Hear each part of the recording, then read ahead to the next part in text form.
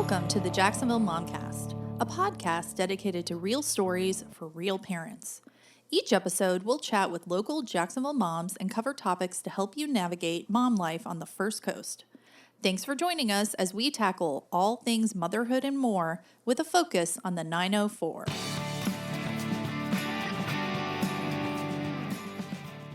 Welcome to episode 3 of Jacksonville Momcast.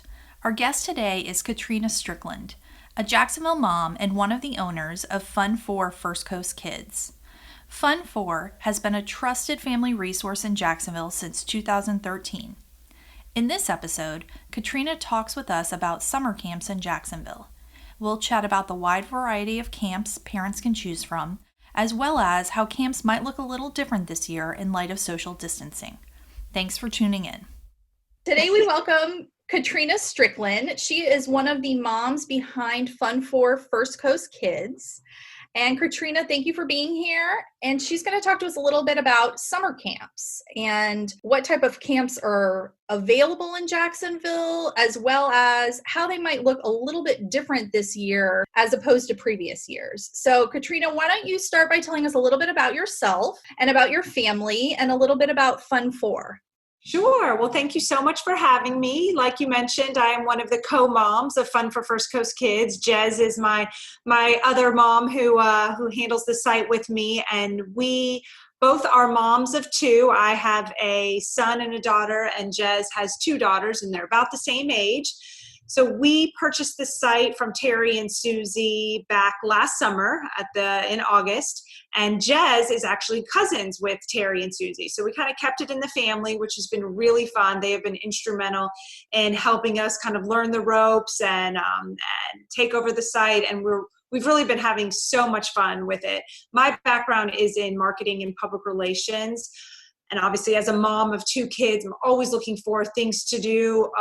We love Jacksonville, love exploring. And so it was a perfect fit. It kind of married my skill set along with just being a mom in Jacksonville. So we've been having a lot of fun. Obviously, things are looked and felt a little different over the last couple of months, but we're doing our best. We had a whole section on kind of stay-at-home fun, so parents could go there to figure out different things. You know, there was just so much online content that people were putting out there. So we wanted to have one place where parents could go.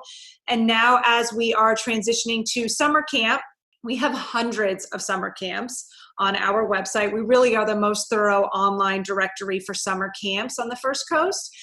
So as you can imagine, we put a ton of work into making sure that was completely updated for 2020. Only to now have to do a ton of work to get it back up to speed. We are making updates to things daily as we are learning about changes. But we do have a very robust section. It's a really great section that you can go to look at summer camps, and we have it easy to sort based on area of town or particular weeks that you're looking for care, what type of interest your camper might have. So we really try to make it as easy as possible for families to find summer camps. Your site is great. I use it all the time as a resource. Wonderful. Let's talk a little bit about the different kinds of summer camps out there. So as you mentioned, there's based on geography, but also based on your kids' interest. Mm-hmm. And I know camps that can get very, very specific in terms of what your child's interested in. If your child is interested in building with Legos, there's a camp just dedicated to building with Legos. So tell us a little bit about what some of the options are for parents and what some of your children's favorite summer camps are. Sure, absolutely. So the variety camps, I like to start there because that's really a great place. If you have a child who wants to have more of a variety, isn't set on, just doing art the entire day for all of camp, variety camps is really a great place to start for that. And we have Bravos. They have announced that they are having their summer camps. So that's one. Collage Day School is another one. That's in, the Ponte Vedra Beach area. They have all day camps, and it's more of a variety camps. And then also the JCA is another one. They're kind of transitioning theirs to more of a J Days of Summer is kind of what they're calling it. So they're limiting some of what they are, doing from previous programming, but still a great option for families if they are looking kind of for a variety camp all through the summer. The Bowl School is another one, Discovery Tree Academy. So we really have a great variety of the variety camp. So if campers are looking for different things, your traditional, okay, we're going to do some crafts, we're going to do some sports, maybe there's some swimming involved, that sort of thing. So those are the variety camps. STEM is another huge area of interest for families. We have a lot of options for STEM camps. You mentioned the Legos. That's a Shiva, I believe it's Shiva Robotics. She has a Lego camp that I know is a fan favorite. Engineering for Kids also has great programming. And it's interesting, some of these STEM camps are, you can kind of look at what the themes are for the particular week and see if that's of interest for your camper. So one might be, the engineering of music, for example, is something that the Engineer for Kids has one. Another one might be specific to like droids or, app programming, different things. It's really amazing what they're doing kind of in the world of STEM. And then, of course, there's sports camps. So everything from Five Tool Training has like an all sport camp. So your camper can experience, soccer, football, wiffle ball. I know they were playing, I saw their Facebook post earlier today, they were playing with hula hoops. So that's kind of their all sport camp. But then they also have highly specialized baseball and softball camps over there. JJVA is another one. They have a specific volleyball camp, but then they also have kind of a general kids activity camp. So really, there's so much in terms of interest. And we've also broken up the sites. If there's a section that says camps offered all summer long. So that's a great place to look to see, if you're needing a camp, more child care options for the whole summer. So that's that. And then I know you mentioned what my kids have liked. They are doing, my daughter is doing Creative Me art camp next week. She's really excited. So they have a morning program and an afternoon program. So it's a half day. And next week she's going to be doing different arts around bees, butterflies, and bugs. So she's excited about that one. That's great. Yeah, our family has done some of the big ones like Mosh and the zoo, and those are always solid quality camps. And then we've also found some of the smaller offerings like Bolts and Bites that's very STEM based, very small group. And those are always nice too. So there really is, depending on what you're looking for, all day versus half day or part day versus all summer or just a week. There is a little bit of something for everybody. There is. We have also a section on like specialty camps, like cooking camps. I know Peterbrook Chocolate is going to have a chocolate camp, and then the Jack's Cooking Studio is also they have some really neat themes each week. If you have a little chef who is interested in gaining some more skills. So that's another one. And then a new section that we have this year that is getting a lot of traffic these days is our virtual camps. So one camp in particular that is always a huge one is the Comer Art Camp. And they've actually decided to transition everything to online. And with your fee each week, you get the supplies that you'll need for your child to participate in the activities that week. So they're all virtual. And then the Girl Scouts, they also have transitioned everything to virtual. And there's one, I think there's a STEM camp coming up. It's like a STEM week for them that I think I'm going to sign my daughter up for. She's a Girl Scout, so I think she'll really like that. There's also one, I think the first week that they're having the camp, it's like a nature focused one. And if you have a Girl Scout, they can get their badges that way. But again, everything's going to be online, but you'll be sent whatever supplies you need in advance. So I think that's really neat. It's, camps are really getting creative in these times. So I just definitely want to give a kudos to them for pivoting and making do and still offering ways for kids and families to have fun this summer. Absolutely. I'm pretty sure Shiver Robotics is also offering an option for virtual. I don't know if they send you the supplies. I didn't read much into it, but I did see that pop up on their site too. So I thought that was a great option for families who aren't quite ready to put their kids in camp just yet. Yep. Along those lines, how can parents expect camps to look different this year? Right. So one thing, it's important to note that because these camps are focused on abiding by, social distancing and reducing the number of campers, we're seeing that registrations are filling up quicker.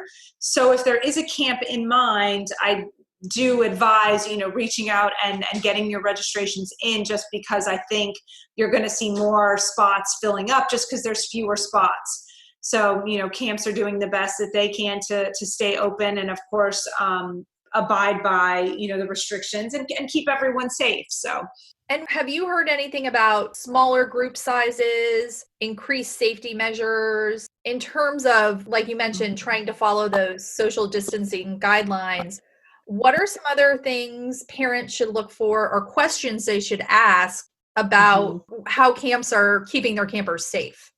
Yeah, I think it's important. I think in a lot of cases you'll have the whoever is in charge of the camps, or that's the camp counselors or what have you, wearing some type of face covering. They are keeping, in a lot of cases, reducing the number of students, whether it's 10 or, fewer in set areas. They're making sure to wipe down equipment more frequently, making sure to have hand sanitizer, readily available for all the campers. So I think just, asking, parents can ask when they are registering, what are the type of precautions that particular camp is putting in place. Maybe asking, what are the protocols, prior to snack time or lunchtime, or, how are you, sanitizing any of the equipment that's being used.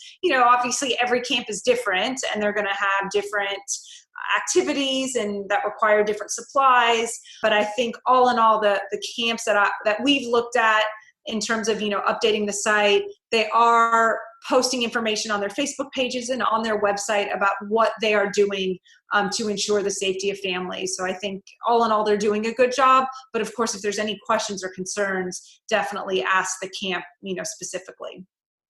Absolutely. And parents that have concerns, it's important for them to do their due diligence. Absolutely. I know you mentioned that the Comer is going completely virtual. And I saw that UNF had canceled their camps for the year. Yes. Have you heard of anybody else who's completely just canceled and not participating in camps this year? I know WindShape was one. We've done WindShape in the past. We did that last year, and my daughter really liked it. It was at her elementary school. They pretty early on, made the decision to cancel. They might be doing some online component. They're a large organization, so I think it was kind of harder to switch gears for with planning purposes, and they just simply couldn't wait, I think, to make the call. So they went ahead and made that. I think some of the vacation Bible schools, that's a big page for us. A lot of people are trying to find out where the vacation Bible schools are. In some cases, I think they're changing their dates and maybe moving them to later in the summer to kind of see how things pan out. If they had an earlier date, we have noticed that. But all in all, I mean, for the most part, it seems that, a lot of the camps are trying their best to stay open. We have to, I think, be mindful of supporting, our Jacksonville businesses, and many of them were forced, to be shut down for several months and not have any of that revenue. So, if you're able, I think it's important to at least try to support, our local business owners. Absolutely. And a lot of those camps run camp in the summer, but they run after school programs during the school year. And a lot of them lost out in that last quarter of school because they couldn't have any after school programs. So I know that so many of those small businesses are really suffering right now. Absolutely. Yep. What about sleepaway camps?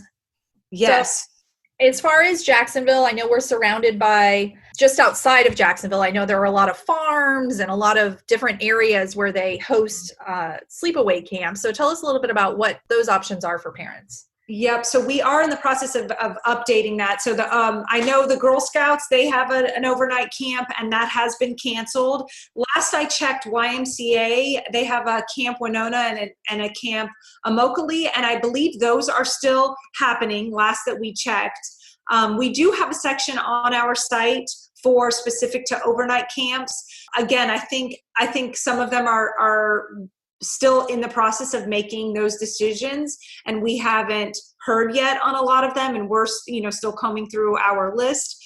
I think my recommendation would be, if you have a particular camp in mind, to continue, to check back with them periodically if they haven't made a decision yet. I know my niece, she goes to a camp in Alabama, and they are still having their camp. So that's kind of, forging ahead. But I mean, I'm just looking on our site now, and we have over 40 overnight camps alone. So obviously that, spans not just the Jacksonville area. It goes out into, Georgia, and probably some places in Alabama. I have to look more closely, but there's a lot of overnight camps out there for sure. So, I think a lot of families, they know that they're well in advance if they're going to be doing an overnight camp. So hopefully they can, reach out to those camps to know for sure if they're happening or not. In addition to camp, what are some other fun summer activities that people can find on your site? Yes, absolutely. So we have a section called Fun Around Town on our website that is great for finding things to do. Everything from springs, lakes, and rivers. That's a page on our site that gets a lot of traffic. People are wanting to know where they can cool off and see some nature. There's everything, indoor play places. Those are starting to open back up. I mentioned Bravos before. So some of those are opening up, and we'll probably see more of those coming. Museums and galleries. Those are probably opening up, in the near future. Also playgrounds, nature adventures. We have so many different options to explore, but I would, direct people to the Fun Around Town section. In addition, on our summer camp guide, we created a really fun printable. It's called the Summer Bucket List. And so the idea there is, families can print it out, and then it just is a fun way to check things off the list. There's kind of, some fun in, okay, what are we going to do today? And, going through and figuring out, what families want to do. And, you can even add your own bucket list. It's everything from making homemade popsicles to finding shark's teeth on a beach walk. So there's a lot of things to do, a lot of ideas to make memories as a family over the summer. And there's two other printables. There's, I think, that's a calendar that we created that you can print out and kind of keep track of the weeks and who's going where. And then also a checklist, a camp checklist. And I thought this would be fun. Kids can have it and then, hang up in their room, and then it helps them to get ready and make sure that they have everything they need for camp that day. So those are kind of the three printables that we created for this year. That's great. As a mom, having been quarantining and homeschooling with your kids, how important do you feel it is right now to get kids back out socializing and seeing their friends and participating in activities, all safely, of course, but in terms of their mental health, what have you seen and what have you heard as a parent as far as being ready to start socializing again? Yeah, it's an interesting topic, and I think talking just with neighbors and other mom friends, it seems like obviously we care very much about, the physical wellness of our families and our children. But when it comes to the mental health of our kids, I think it's so important for them to be able to go outside and play and be creative and engage with their friends. And, it's hard for them because depending on how old they are, they don't really understand and can grasp what is happening. They just know that their life is completely changed, and they might not even know what questions to ask or what they're confused about. But I think it's really important to find some outlet to be able to connect and have fun and create those memories. So we hope that Fun for First Coast Kids is a good resource, depending on whatever your comfort level is. And every family has to make those decisions, for themselves based on their particular, needs and feelings and situations. But hopefully they can find something to do to create memories and have fun as a family on our site. So, and for those families who, as we mentioned, may not be comfortable with summer camp just yet, are kind of sick of virtual. That's where my family's at. What are some good day trips or good, you mentioned the adventures around town, but what if we wanted to get out of town? What are some good day trips that you have on your site people can go to as a reference, or even you personally recommend? Well, we do have a page on our site called Day Trips, and we as a family love springs. So we love going to springs. We paddle board. So we have stand-up paddle boards, and my husband and I each have one, and then one of our kids rides in the front. And it's just amazing. We love finding and exploring new springs and seeing what wildlife we can find. So Blue Springs State Park is a beautiful one. There's also the Carson Springs Wildlife Conservation Foundation. That's in Gainesville, but they have a lot of interesting animals, a lot of, big cats. So that would be a day trip. And being a Florida Gator, I love any excuse. Love any excuse to get back to Gainesville. There's a lot to do there. Another thing that we did recently, and it was on our bucket list for a long time, but we finally did it in January, is we went to the Cumberland Island National Seashore. And we got out. You have to take a ferry. It's not operating right now, but I think it will probably be open again in the near future. But you have to get a ticket to the ferry, and I recommend getting tickets ahead of time to that ferry. And you can walk, you can take bikes. There's even a van tour. We didn't do the van tour, but it's so amazing. The history that's there. You see the Dungeness. It's a ruins of a huge house that was there that burned down, but so much history, some wild horses, lots of wildlife. So we did that in January. And then this past weekend, we took a boat trip with Amelia River Cruises, and I highly recommend them. We did the tour of the Cumberland Island tour, but you don't get off the boat. You just kind of travel around, and they give you the history, but we're able to see the wild horses. They also have a family sunset cruise, and then they have an eco tour that starts up in June. So that would be another thing. Amelia Island, it's, north of here, but it's about an hour depending on, where in Jacksonville you are, but it's a great day trip. So those are just some ideas. That's great. Is there anything else you'd like to tell us about Fun 4 or about the summer? Any recommendations for parents who are celebrating the end of school? That's a good question. There is a spot on our website. It's at the top, and it's called Submit.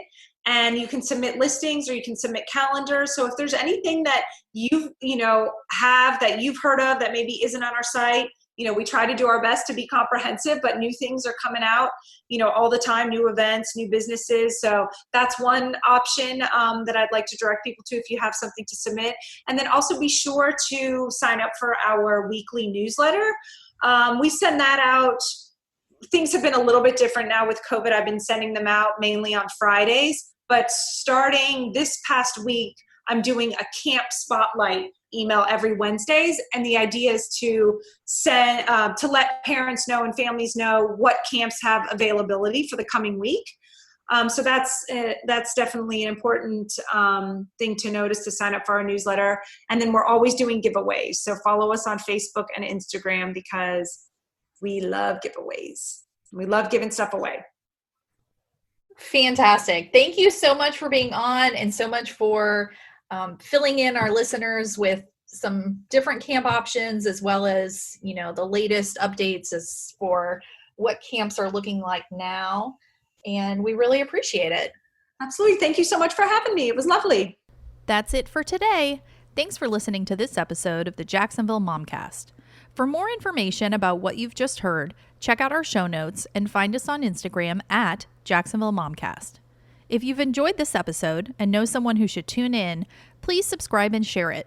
We look forward to you joining us on our next episode of Jacksonville Momcast.